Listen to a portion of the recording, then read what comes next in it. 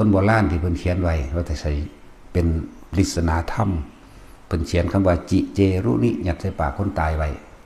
เพิ่นเฮาก็มาแปลปริศนาธรรมจิแปลว่าจิตจิตกับผู้รู้ผู้รู้กับจิตมีอยู่ในหันเต็มเบิดเจแปลว่าคิดการคิดถึงต้องคิดถึงอดีตและสิ่งที่เป็นรูปวัตถุคนสิ่งของจิเจถ้าจิเจรุที่นี่คำว่านิหมายถึงดับถูกขึ้นนิพพานถ้าจิตรู้อยู่เฉพาะกับสิ่งที่มีอยู่ตรงหน้าบ่ว่าจะเป็นรูปรสกลิ่นเสียงบุคคลสัตว์สิ่งของเจตัดเจตนาปราศจากความคิดนึกเนี่ยปราศจากความคิดนึกหมายถึงว่าบ่คิดถึงรูปสิ่งใดสิ่งหนึ่งขึ้นมาปรุงแต่งอารมณ์เกิดมาได้นิพพานดับนี่คือปริศนาธรรมที่คนโบราณมันเขียนไว้แต่ก็เลยก็ว่าจิตกับผู้รู้กับจิตเป็นธรรมชาติหนึ่งที่รู้ทุกอย่างโดยสัญญาโดยเวทนาโดยสังขารโดยวิญญาณก็อยู่รวมอยู่ในจิตทั้งเบิดแล้วคือบอกให้มันรู้ดูอยู่เฉยๆแต่ว่าเป็นการคิดเอาควบคุมมันเอาบ่ได้เพิ่นจึงมีกุศโลบาย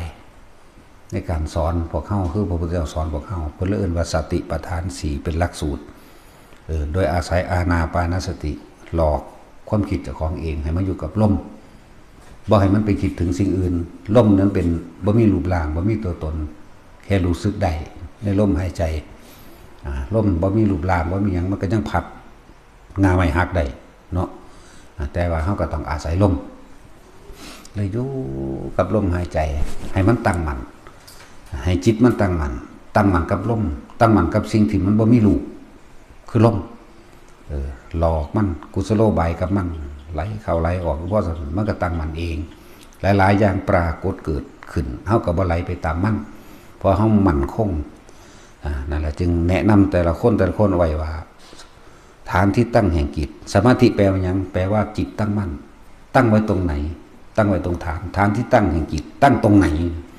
ลมหายใจมั่งความรู้สึกในกายมั่งที่บอกว่าอุณาโลมเด้อเป็นเบื้องต้นแรกที่พวกเฮาแนะนำกันเรียกว่าเฮาเฮ็ดนี่หาตัวเองหาวิธีหยุดความคิดตัวเองเด้บ่แม่นวิธีที่ตายตัว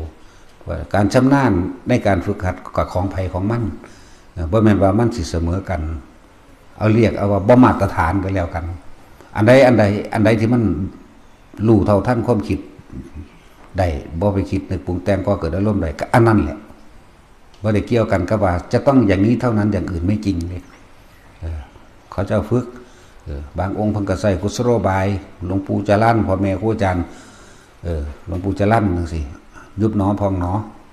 หายใจเข้ารู้สึกตัวว่าพองขึ้นนี่เอาตัวท้องพองขึ้นยุบลง